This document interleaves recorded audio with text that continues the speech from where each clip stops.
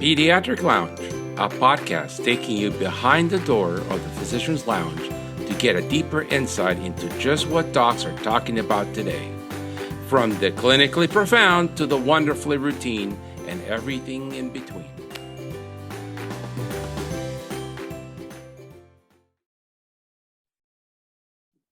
Now we're good. Good morning, George. It's Tuesday morning, and we have Dr. Brian Birch with us today. Yeah, today it's another Tuesday, rainy day here in New York. Dr. Brian Birch is a fascinating story because his topic is going to be opening day of my newly minted private practice, a young doctor's personal journey, day number 1. And we'll check in with him again in a month, in 6 months, in a year, and see how he's doing. So, Brian, welcome to the show. Thank you, guys. It's great to be here. Brian, why did you become a pediatrician? I would probably say fame and fortune. And I joke, but I think part of that was actually true. So I remember as a little child going and seeing my pediatrician where I grew up in the Pacific Northwest, Dr. Gregoris. And I would say outside of my immediate family, 2 influential people in my life that I looked up to were my pediatrician and my pastor. And I remember telling my parents one day that I wanted to become a pastor, and they went to my pastor and they're like, "Oh, did you hear?" You know, I was probably 7 years old at the time, and they said, "Did you hear? Brian said he wants to become a pastor." And my pastor was so proud, and this is great. You know, we'll get you into the ministry. We'll nurture that and culture that. And then, you know, and I'd ask my parents, "Oh, what does a pastor make?" Because I was just starting to learn about money at that point. And they're like, "Oh, probably about the same as your dad makes." My father was a maintenance carpenter at Boeing. And so probably about the same that your dad makes. And I said, "Okay, great." And about a month later, I found out that the pastor didn't just work on Sundays. And so then it went to the next person down the line, which was my pediatrician. And my pediatrician was an old school pediatrician. He worked in a 2 provider office. I saw him frequently for my well child checks, and for I had frequent ear infections and some speech delay when I was younger, and so saw him for those issues. And that memory of my pediatrician kind of always was there. And as a child, it really was fame and fortune. I think as I got older, what really drove me into pediatrics was I really liked kids. I liked caring for kids. I liked their parents as well, which is a good mix because you have to like the kids and their parents. But ultimately, I had volunteered for a number of years at a camp for children with HIV. And it was a family camp, and a mentor of mine was a pediatric infectious disease doctor. And I really loved interacting with kids, interacting with their families, and initially thought I would go into Peds ID and do kind of HIV work. Realized partway through the journey, while an A-type personality, I'm not as A-type personality as most infectious disease doctors, A+ personality. So I went ahead and stuck with general pediatrics, and here I am now. Well, you do have the most popular job in the world. You're like a rock star, and you are famous. Now, in private practice, you'll become even more famous. Now, your first job with the health system in Idaho? Did you go? It was. So I did residency at Vanderbilt University in Nashville, and then after my experiences through the University of Washington kind of primary care medical school program was rural medicine, and really loved the idea of rural medicine. I did rotations all around what's known as the WWAMI area, the Washington, Wyoming, Alaska, Montana, and Idaho regions that the University of Washington serves. And I had the opportunity to go back to Twin Falls, Idaho, where the area that my wife had grown up. And starting out, I was able to do everything. I was inpatient for admissions. I was in the NICU for stabilizing critically sick infants and premature babies, taking care of 32 weeks and above in our kind of step down NICU, as well as then doing outpatient pediatrics. So started off straight into a large healthcare system. Well, and so there's a lot of confusion on terms. Like people talk about burnout, and then people talk about moral injury. Some people think they're the same. Some people think that they're different. To me, I think there's something called repetitive stress injury, which is when you do the same thing over and over 10, 15 times in a day, and there is no change. I think that's very, like just like the kid that only plays baseball ends up with an elbow injury. And then there is the moral injury side of it, is when you know what you need to do and you can't affect the change. Did you come across either one of those through your 10 years in the health system? Yeah, absolutely. I think that, and I would also say that there's probably a difference between professional burnout and then personal burnout, right? So in my time in the healthcare system, I started doing more administrative work. I started caring more for kids and for providers, and was a leader within our healthcare system for pediatrics. At one point, I was the medical director of 7 primary care pediatric clinics. And I think you're absolutely right that there's that repetitive injury. I like to use the definition of insanity is doing the same thing over and over again and expecting a different result. And in administration in pediatrics, it became like I was running into a brick wall. And it felt like every single time I ran into that brick wall, I was running harder and harder. Through my time initially in administration, I felt like I was making positive changes in the healthcare system, positive changes for providers, and positive changes for the patients that those providers care for. But ultimately, I started feeling like I was doing more and more, I'd like to call it defense, protecting the kids from decisions that were being made rather than playing offense, which was trying to make improvements in the care that we are already providing. And that ultimately led to my burnout within administration. Administrative work and leadership work was not feeling like I was making that progress within the healthcare system. I think the healthcare systems, they patronize pediatricians. They humor them. You're a cutesy guy. You tell us some stuff, but if you want big changes, you don't matter. You're just pediatrics. Go play in the sandbox. Yeah, I once had a chief executive tell me he forgets about the kids sometimes. Yeah, they need reminders. And he said that in the most sincere way of, we need other people to help remind us about the kids. But I would respond to that we shouldn't only be playing defense. We shouldn't only be reminding you about the impact that it has on kids. We should also be investing in the future and investing in those kids. Right. So is the health system in Idaho, is it physician led, or is it all suits that lead it, and then they ask the physicians and the nurses for input? I would say it used to be physician led. So when I first joined the healthcare system, it was physicians sitting around a table making tough decisions, because you can't always have your way, and then making those tough decisions, walking back to your colleagues and saying, hey, we got what we needed, this is great, or hey, we didn't get what we needed, but here was the reason why.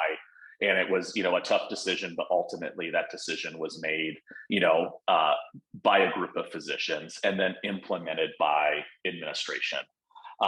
That changed a few years ago during a restructure that really they brought in an outside consultant, hired them who had previously worked at Kaiser in California, and really tried to turn themselves into a Kaiser-like healthcare system that was very much top down. They still have physician leadership within the healthcare system, but many of those leaders are disconnected from the everyday workings of the providers that they lead.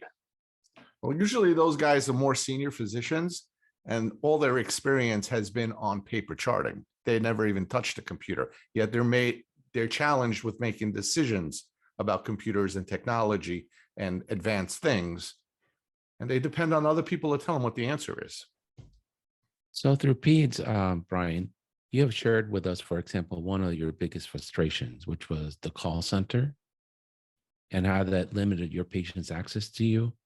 Would you share that for our viewers? Yeah, so we actually, my entire time I've been with the healthcare system, we've been on a call center system, different iterations of it, but have moved more and more towards that across the healthcare system. And essentially, it is a disconnected, centralized call center now, decentralized in those individuals' homes. They're working remotely, that take the phone calls and schedule appointments. In theory, you think that this would work. It takes the person outside, from the front desk, from having to answer phone calls to being able to serve the patients that are directly in front of them. In practice, what I learned through my administration is actually costs more to do it this way. That because you can't have just one person in a small practice up front, because they have to take lunches, they have to take breaks. But the second thing is it disconnects the care of the patient from the provider. I think of it kind of like residency. During my medical school training, I went out into rural areas and practiced with providers, and the idea around doing that was I wanted to have the most experience. And there's this totem pole in healthcare, and that totem pole is one that I wanted to find the shortest totem pole I can between me and the attending physician, so I could experience more and learn more. I think there's a totem pole when it comes to gaining access, that the further away that you have the team caring for the patients and the less connected those teams are, the more difficult it becomes to care for patients. So the person answering the call doesn't know Sally and Sally's mom that's calling in. If you have centralized nurse triage, the nurse that's triaging them doesn't know Sally and Sally's mom. And the basis of team-based care and really a medical home is having, is people providing care that are known to and known by the patient, right? So I know the patient and the patient knows me. And I would say that in the ideal situation, you want that for your entire staff. They may not know the intimacies that the doctor-patient relationship has, but there's something to be said about knowing the patient. When the parent calls in, they know who they're talking to. Absolutely. Now, we often don't use very kind words towards MBAs and suits at the hospitals. But from their perspective, if I was running a hospital, or if I was running Apple, I would focus on the iPhone. The iPhone is my biggest cash cow, has 40 to 50% margins, and I'm going to use that money to reinvest on a better product because it sells well. And from the hospital perspective, their cash cows is cancer and joint replacement. That's where their biggest margins are, and high volume, high margins. And so they're going to invest on those areas, make the area prettier, bring more tools for the doctors, bring, better patients, more patients. Well, when it comes to pediatrics, when a well child visits $100, there is no margin for the health system on that. I don't know if your health system was losing money, but our mega health system around here doesn't get into pediatrics, but in internal medicine family practice, they lose $125,000 per clinician per year. They look at it as a loss leader because they lock in the referrals for the cancer and for the joint surgeries. Right. So you can understand how it's hard to invest in what they call a product line that is not making any margins for your system. Well, that's the problem right there, because medicine is not a product line. And all the hospitals that got rid of their pediatric departments ultimately closed down. Every single one that I've ever encountered. The reason kids are very important, and this is the message that we as pediatricians need to instill on administrators that don't know. Pediatrics is like a seed to a tree, to a forest. The kid is born, right? The young parents go to the hospital, they have the delivery of the kid. The parents get older, they go to the internist. The child gets older, he gets sick with the nervous parents, they go to the emergency room. The the grandparents get older, they end up going to the internist and as things go on and then end up with the hip replacements and they end up with the cancers and all the big ticket items. But if you only go after big ticket items, you're never going to do any good business. Just like in pediatrics, we used to see 4-5 ear infections an hour. Now, if you see 1 ear infection in a week, it's a lot before vaccine. The problem, George, is that you're a long-term thinker. Yes, So that's exactly it. You've been married once, you never gotten divorced, you raised 2 children, you joined one practice, you worked with the practice, you dealt with the old partners that weren't always easy to deal with, and you've always been part of that community.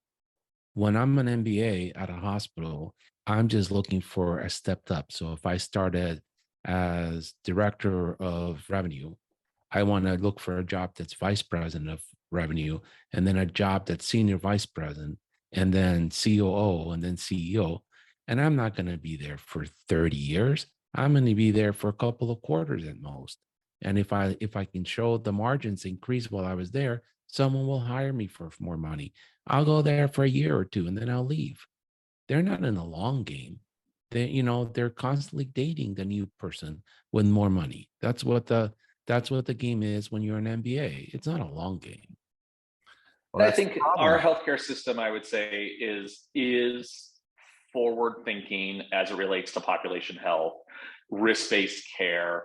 But I think that the problems that I saw was not that it's not that people didn't care about pediatrics. I think they do generally care about pediatrics, but it's, as you said, it's not it's not causing issues right now to the bottom line. So we're not going to focus on that.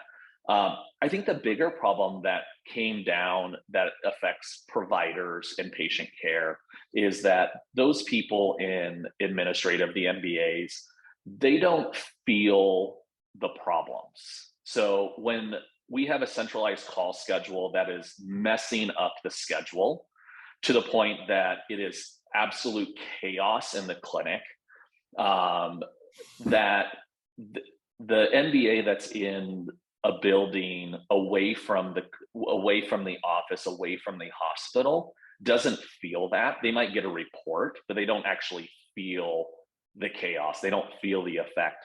And so we complain about issues, but that's all they are complaints, because on the operations side, nobody's fixing the issues. And for me, that was probably my biggest issue, was that we had issues and people didn't care about fixing the issues because those in charge of fixing the issues didn't feel the effect of the issues.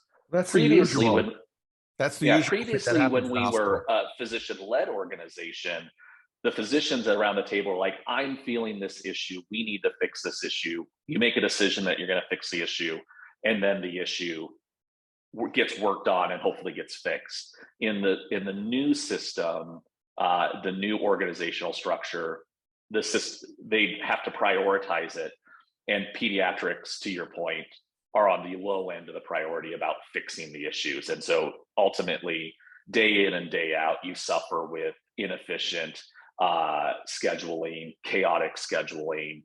I once told an administrator, well, let's have our centralized call center start managing your meeting schedule. And they were like, oh no, they can't do that. They would get it wrong. And I'm like, exactly. Your meeting schedule is the equivalent of my patient schedule. Right. You know what? The one thing that I did learn when I did my MBA program, there was a lecture where you had some physician CEO of a hospital. They give it an example. He would go around to the different departments that he never worked in, and would just ask the people, so tell me, please, what is it about your department that I don't know about that I really need to know about and help fix? And he would go every month to a different place and he'd find out things. I mean, what do you know about internal medicine? What do you know about surgery? Nothing. You know about peds. Right. You know, so that was eye-opening to me. You have to ask, because you tend to become so super specialized in what you do. That's all you do. And another thing I learned about with the hospitals and all these suits, like they have a system that's broken. Now, is it the system that's inefficient, that it's broken, or is it just that nobody put enough time into the product to make the darn thing work? So what they do is some big shot at the hospital has a friend at some other company that says, well, my product is better than that piece of junk you guys are using. And then they bring in a new product. They just trash the old one, spend lots of money on a new one. That's probably just as bad because they didn't put any effort into fixing it. So that's the beauty of private practice, Brian. You can put in a system that could work and can't work, and then you can fix it from the inside out. And you put thought process. It's that PDSA cycles of quality improvement that you can apply to process improvement, operational improvement, that in the large healthcare systems, we did a project, we're done, we're moving on to the next project, but we're never going back to optimize the previous project. You know, I'm curious. That's something I'm looking forward to in private practice. I'm curious, do you believe deep down in your heart that in private practice, you'll be able to provide better care to your patients compared to 100%. When you were in the health system? You were the director, you were the top of the food chain. 100%. Why is that? Because I have control over making those changes that need to be done. You know, there's limitations, right? I mean, with everything you have, there's limitations to what you can do. I can't go and say, I'm going to open up this center where I'm providing free care for everybody, because I'm not a nonprofit.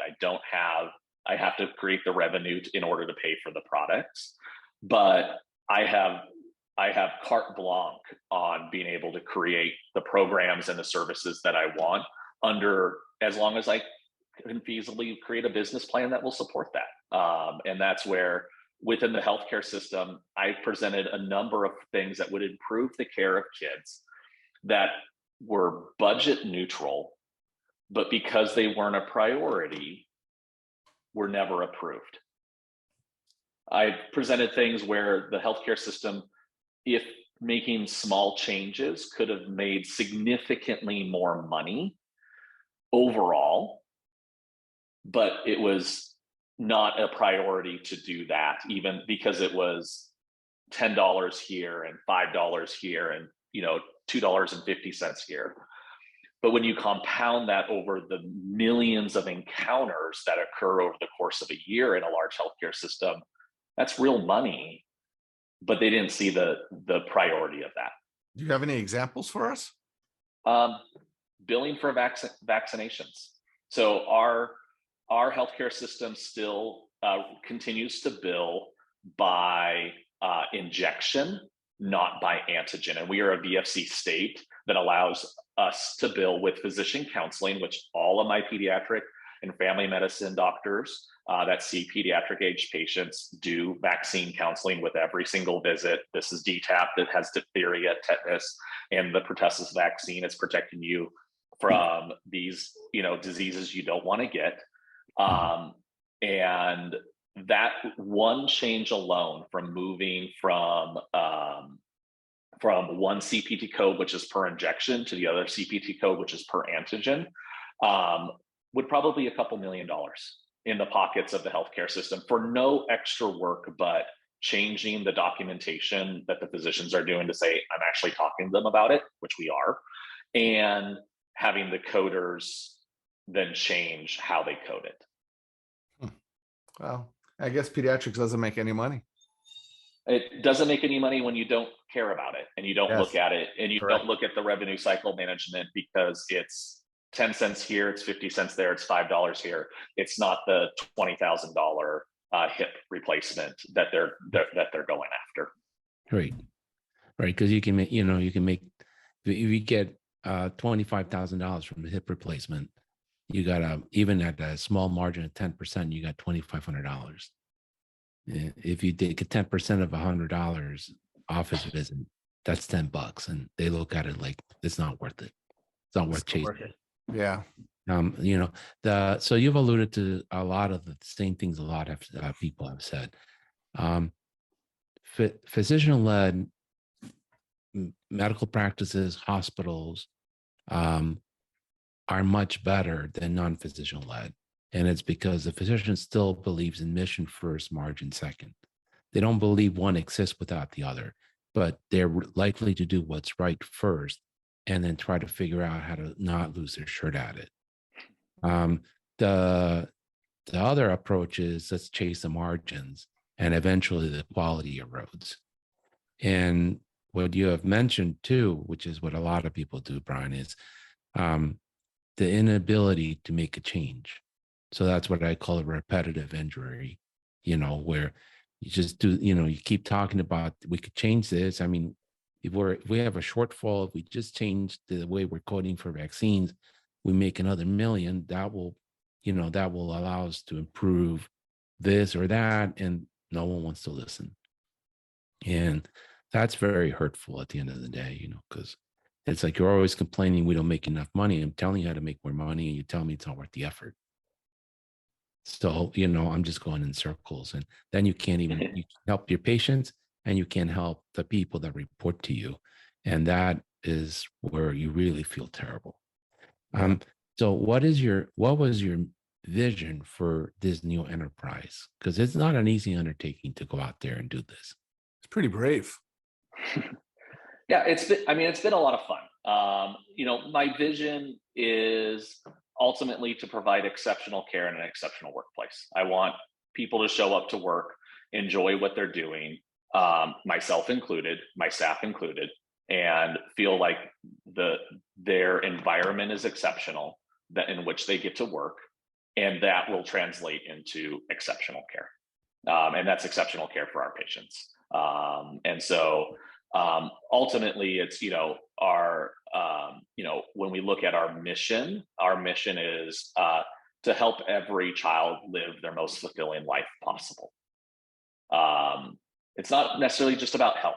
Now we impact health, obviously, but there's a lot of things that impact a child living the most fulfilling life. And this comes from my experience of working with medically fragile children, highly complex children. They're not going to be in the traditional sense healthy, right? As a lot of people say, we want to have the healthiest patient population. Well, I'm sorry, the child that was born at 23 weeks who has CP isn't going to be healthy in the traditional sense, but we can still help them live their most fulfilling life, and help parents in that endeavor.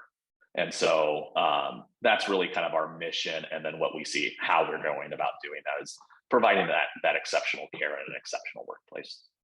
Wow, that's a very nice mission. How was your first day? You just opened last week. Yeah. Did you have butterflies in your stomach? Was it an exciting day to go in there and open? Oh, it was so exciting. It is one of those things where when you dream of something and then it's finally real, it is so exciting. It's one of those things where we showed up the first day. I mean, we've had good problems as we've opened up, as I like to say. Good problems is a lot of patients that followed me from my previous employer, from the healthcare system over to the new practice, to the point where we still haven't got them all into our EMR system yet, because we're kind of this tweener as it relates to EMR, new EMR systems. We're not quite a startup where you're seeing one or two a day. We're not quite a practice conversion where you convert the data. But it was so exciting that first day just to kind of show up and be like, it's go time. And it's time to put everything that we've dreamed about and that we've put on paper into practice. Wow. We shared that joy you had. We're very happy for you in that regard. How many people said to you that day, thank you, Dr. Brian, for what you did? Oh, everyone. Everyone, yeah. Yeah. I think it was congratulations, or this is so great. And, we're still in the crawl phase of opening up this practice, right? So I like to break things up into, crawl, walk, run. Run is all the dreams that we have that are still yet to come to fruition about how we do things. Crawling is providing that basic care that everybody deserves. Walk is saying now we're doing better than those around us, and running is we're exceptional, and we want to work that direction. Yeah, I think you'll be tremendously successful, and yeah. we're so happy to be part of this journey with you. Now, you've shared with us in the coaching group two approaches to things that are very sticky. One of them is ACEs, because I get frustrated, right? Like you need a, what is it, SSN and R, not an RI. I'm like, that's called a parent. Okay. A stable, nurturing adult relationship is called a parent. Better yet, if you got two parents, aunts, uncles, grandparents. Okay. But nobody does ACEs because everybody hits the wall and go like, okay, now I figured out this kid's at risk and I can't do anything about it. So you have a very novel approach, which I really like. What's your approach? Yeah, so I would disagree that you can't do anything about it. I think there is an approach that you can take, and I think my approach helps this in order to, one, as the pediatrician, be able to feel like I am connected with the family. I think caring is the most important thing that as a pediatrician we can provide families. But what we did a learning collaborative a few years ago on ACEs and started screening the parents of the children at their 4-month visit. 4-month visit was a good time because usually the kids are starting to starting to sleep a little bit more. Parents aren't quite as exhausted. And we asked a questionnaire. We had a standardized questionnaire that asked about parental ACEs. And the reason why we went after the parents is really this idea, and this goes back to the 80s. Dr. Spock, the developmental pediatrician, who in his opening line, prologue to his book, said, "If you will parent as you were parented." And I would take that one step further. You will parent as you were parented. That's the default for our parenting skills, unless you are intentional about doing otherwise. And so those parents that have abnormal, or that had ACEs, that had difficult upbringings, their default may be an ineffective parenting strategy that may border on abuse, that may border on their experiences, or their parents' experience or their caregivers' experiences of drug or alcohol abuse, or being separated through incarceration or divorce. And the message that I give my families is, thank you for sharing this information to me, because I think it's really important for me as your pediatrician to know where you're at with your history as a child, and therefore your baseline as a parent as it relates to parenting. Now, what are things that you could do differently than your parents parented you? And then how do we develop a plan? How do you develop a plan to be intentional about doing that differently? And this is a conversation I have for somebody that has an ACE score, who parental ACE score is 8, or whose parental ACE score is 0, because nobody's is a perfect parent. And so it's how do you want to be different than your parents? And it's particularly helpful because oftentimes when you have intact families, 2 caregivers in the family, they were parented different. And this is something I talk about at a prenatal visit is, hey, talk to your partner about how you were parented, the things you liked about what they did. Talk to your partner about things that you didn't like about how you were parented. And then you come together and say, how can we be intentional? How can I support you to parent in the way that we want to parent? And how can you support me in the way that I want to parent?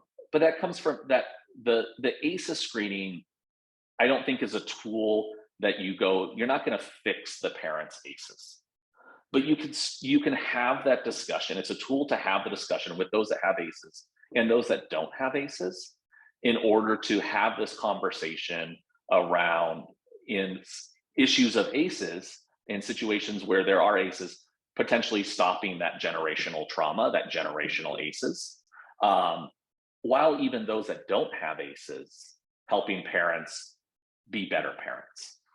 Well, I love that approach for several. It's very kind, it's very intentional, but it's very motivating, right? We're not focusing on being a victim of whatever happened when you were a child that we can't fix, or what neighborhood you grew up, or what the color of your skin is. Those I can't change for you, but you are having them turned around and look at the potential future, which is their child, and how can we be intentional and change our behavior so that your own child has a better shot into the future. And I really admire that approach. I think it's one that I would like to model myself in practice. It's very, Yeah. very beautiful. And then I think the other thing to remember is when it comes to ACEs, like my children, I mean, unless you consider COVID, pandemic, and ACE, some people do, have 0 ACEs. That's not However, true. Being a child of a pediatrician is an ace. is an ACE. And is it a second ACE if you're also a small business owner then? Yes, yes. But I would say though that if my wife and I were to pass away in a car accident next week, my children would have multiple ACEs. And that's nothing that I can control, that a horrific accident like that would happen. But what I can control as a parent, and what I hope to get to motivate parents to control, is techniques and ways to develop resiliency in their children, regardless of ACEs. Because the data shows that in ACEs, resiliency is the most important thing to overcome that ACE. Right. And that's, to me, that's regardless of if you have a score of 0 or 8. We need to teach children resiliency, and that's a walk run in my practice, that I conceptually have ideas of how we do that, but ultimately I don't care what the ACE score is. The ACE screening is a tool to then develop a conversation, to show that you care, and then to motivate parents and adolescents and teens themselves directly to develop the resiliency they need to overcome any ACE or future obstacle in life. I really, that's wonderfully said. Yeah, that's wonderfully said. Then we talked a little bit about another one, because this is what I call one of these social wars that we're missing the mark on. We do know that a lot of children die at the hands of gun violence, and it would be nice if we could prevent accidental deaths in pools, cars, planes, guns, whatever, hunting, fishing, wherever we can prevent an avoidable death in an adult or a child. That is wonderful. You have a very unique approach at asking this, because there's another side to that issue, right? People who are gun owners, for whatever reason, sometimes feel that they don't want to divulge because the government is always trying to snoop on their privacy. But you have a whether that's right or not, that's the way they feel, and we should respect it. But you have a very unique way of approaching this with the parents and the kids, because you live in a state where hunting is a part of life. And so probably a lot of people have guns, and their grandparents have guns, and, their uncles have guns. And, at an early age, they go out and they hunt and they fish. And that's part of being in a rural community. How do you approach the kids so that you don't alienate the families? Yeah. So my style of, particularly as kids get older, of talk is not talking at them, but talking with them, asking them questions, being silly, having fun. So my kind of safety talk really starts off by saying, hey, this is, say, a 4 or 5-year-old. Hey, did you drive the car here today? Oh, no. Oh, did mommy drive the car? Oh, yeah.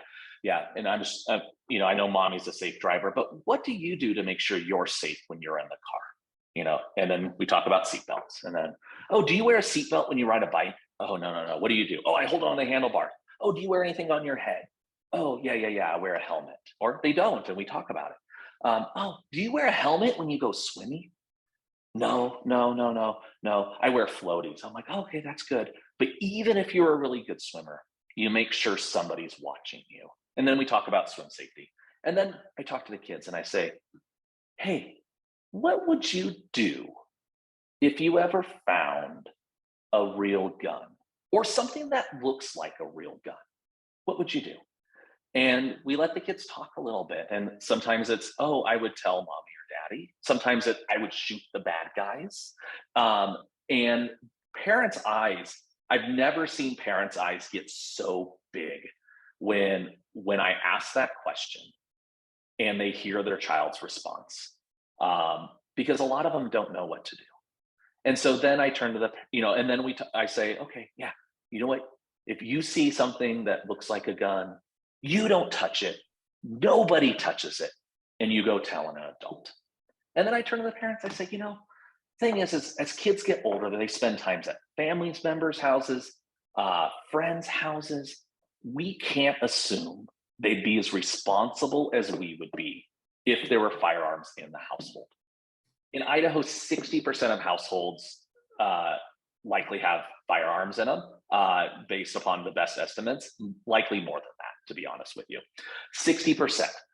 So I say, we can't assume they'd be as responsible as you would be, because of course you're a responsible parent, by keeping them locked up in a gun safe, separate from the ammunition. And then we talk about it. And sometimes it's like, oh, yep, all of our guns are locked up, everything's safe, perfect. And sometimes I get response of, oh my goodness, yeah, I have an unsecured firearm in our household. And we talk about ways to get that firearm secured. A lot of families, we've had a mass influx of families over the last 5 years into Idaho and into the Boise area. And a lot of families, they're like, oh my goodness, I never even thought about that because we're not firearm owners. And this rings so true. In my first week of practice in Idaho, one of my partner's families moved from Twin Falls to Idaho Falls. And while unpacking, kids were playing upstairs, and his patient was accidentally shot by another child with a firearm that was unsecured because of moving. That obviously taught me from a very early stage, this is absolutely has to be discussed. A personal experience, my kids went and visited my families, and my family and my parents, and my daughter at 4 was taking, I think she's 3.5, was taking a nap in the guest room and came out and told my parents, I can't sleep in there. There's guns underneath the bed. And my uncle had recently passed away, and my father had moved his firearms out of his gun safe, put it under the bed to put back into a gun safe that he was ordering, and forgot about them. And so I love your approach, and having that conversation with the adults is imperative. I love your approach. I just really do admire that approach. I think it's very welcoming.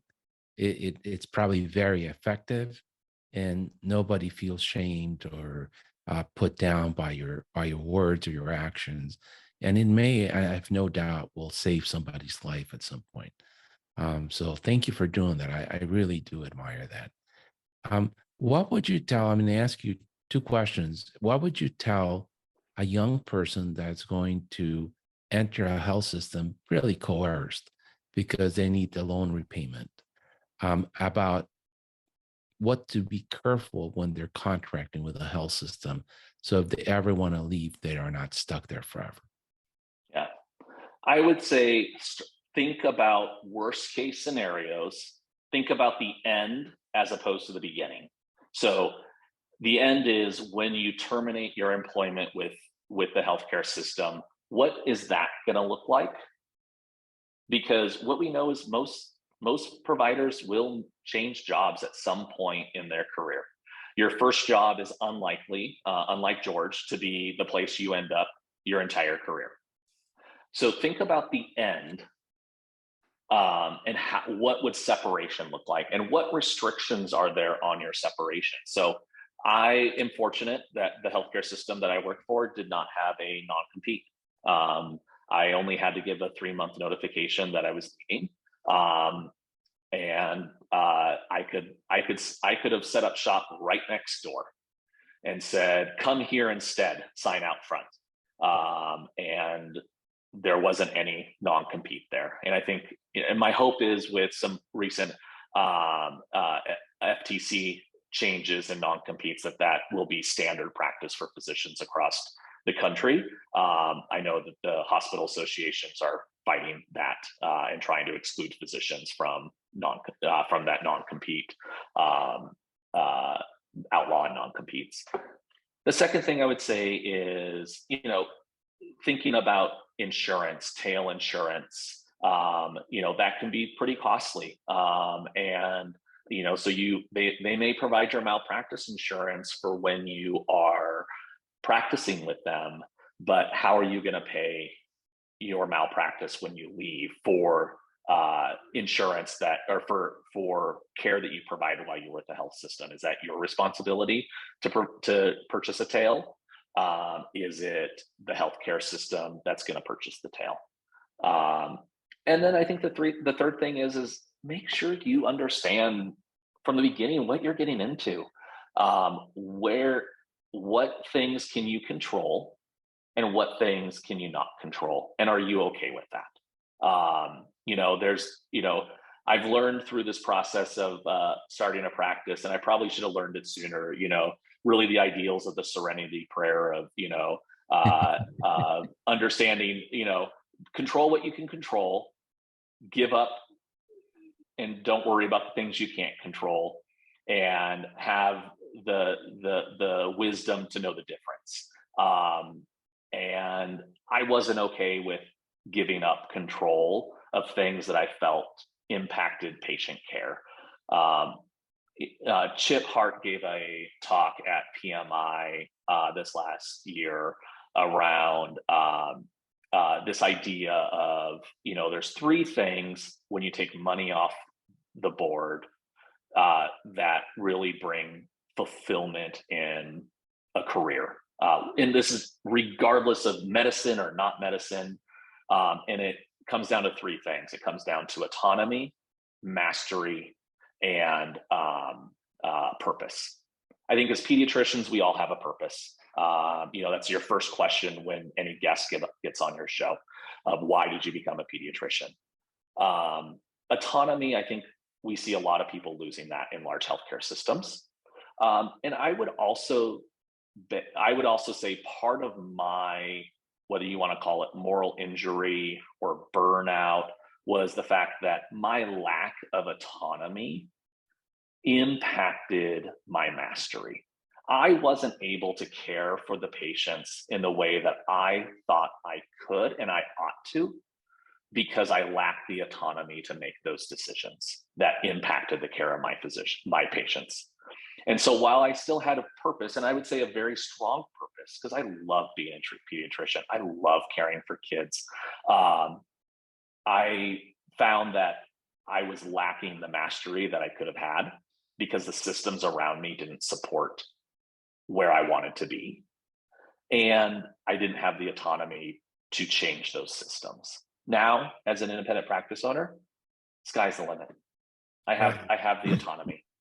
I have the autonomy to make the changes that I want in order to have the mastery of my craft of pediatric care.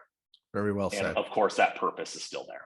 Very well said. I'm curious to see the day that you went to your CEO, whoever your superior was, and you said, I am planning on leaving in 3 months. How did that conversation go?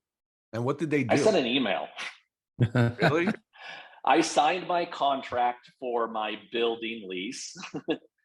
And then I sent an email and wow. I said, because I wanted it to be documented that exactly 3 months from now, I'm leaving. Now, I don't think anybody was surprised that I was leaving. because we had numerous conversations months and years preceding my leaving that things needed to change on a number of different levels. And I've never been one to threaten. I say what I have to say, and if it's not going to work out, then I'm going to do something about it. And doing something about it either is I'm going to suck it up and I'll live with the fact that things aren't going to change, or I'm going to do something about it and I'm going to change myself. So I left Twin Falls about 5 years ago, and I was technically in a professional service agreement arrangement, so a PSA agreement with the healthcare system, but essentially I was an employee of the healthcare system. And I, at that time, had said, hey, I'm really getting burned out on inpatient work. I'm doing a lot of administrative work. I love doing this, but I just can't, I can't be a father and a good spouse while all this work. And I think we need to move in the direction of hiring hospitalists for inpatient work. And that can offload some of us that want to step out of the inpatient side. At that point, we'd already been forced out of the NICU. So it's just, taking the middle of the night admissions. And my group said, no, that's not where we're at right now.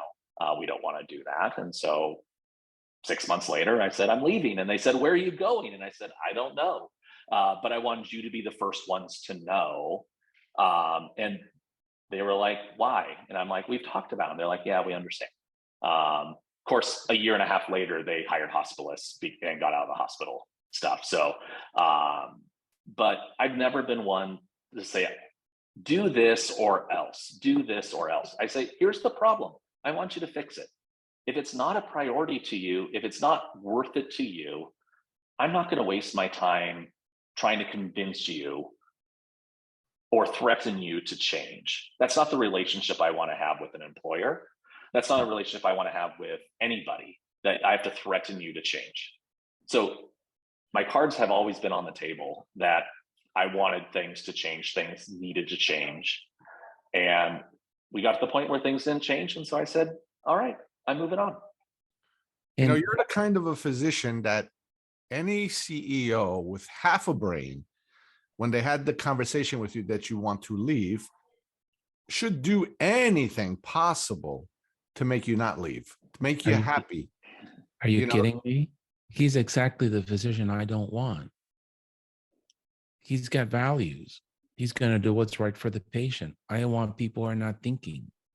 They'll just do what I tell them to do, punch where I need them to punch, click on the EMR, and keep making the money I need them to make, and not cause any more problems for me to address. They don't want people like him in the health system. They want automatons. If they could replace us all with AI, they would tomorrow, so they don't have to deal with the human element. I was thinking of it from the private practice point of view. I would do everything in my power to keep you. Agreed, but not from the mega health system. He's just being a pain in my rear end. That's my point. Absolutely. So and I think there's a difference between being a pain in the rear end because you're high maintenance and a pain in the rear end because you feel like you and the healthcare system should and could be better. And unfortunately, they don't have me there, and others, I think, like me, that will help them be better. Yeah, and they'll leave. The people that are like you there will leave. Yeah. Well, I mean, around here, and I'm sorry to say this, but we make fun of the Kaiser doctors. The Kaiser doctors are not the best doctors around here. I know it's different in California, but in Northern Virginia, Kaiser doesn't have the hospitals and the integration. So people that go to the Kaiser system, they might care a lot, but they like to come in at 10 and leave in 3 and not worry about anything else. That's just it's pretty much the government employee model. Academics. But I learned this very early on in the health system. When we started a pediatric emergency room in a community hospital, I asked for a fax machine. So we could fax the note when the patient left to the primary care doctor so they could have it, so they could follow up. And I was talking to the chief operating officer. Back then, granted, fax machines were like $700. They weren't as cheap as they are today, if anybody even has a fax machine anymore. And I was sitting in his office and he says, Herb, I would love to help you. But you know what the problem is? The orthopedic surgeons bring in more money than you do. And if I start doing favors for doctors, then they're going to want a plasma TV in the surgical lounge, and that's going to cost me $5,000. So I'm going to put it in the budget and press really hard to get it for you next year. That's how they think. You know, it's a small cost, and it would have made a big difference in care and for the pediatricians and for the patients, and it's better practice. They don't care. To them, it's an expense, and other people that bring more money to the system want to ask me for bigger stuff because they can demand it. Brian, what advice would you give to people who are getting ready to start their own practice that you've already noticed would have helped you transition faster or easier? I mean, I think not necessarily things I did wrong, but I would say dream big. Whenever you build something, you have to build it twice. You have the dream, and then you have the do. So dream big, and then as you get closer, make sure as you go to implement that it's doable. At least, and think about it in the crawl, walk, run method. You don't want to kill the big dreams, because that's what's going to motivate you. That's what's going to get you up in the morning, going to work and grinding and hustling at the start. Is those big dreams. But you also have to. Our natural inclination is to focus on the run, on the big dreams, and sometimes forget about the basics. And the basics are hiring good staff, finding a location. That's the most difficult thing, is finding space that's not going to break the bank. Hiring good staff, understanding revenue cycle management so that the work you're doing, you'll get paid for. And then ultimately providing good care. That's that crawl. And then you'll grow from there. Yeah. I have no doubt you're going to be tremendously successful. And so, well, thank you for the time you're spending with us. I know time's tight. Thank you, Brian. Thank you, guys. But we'll follow along with the journey and, check in with you in 6 months. Absolutely. All right. Take care, Brian. Happy 4th of July.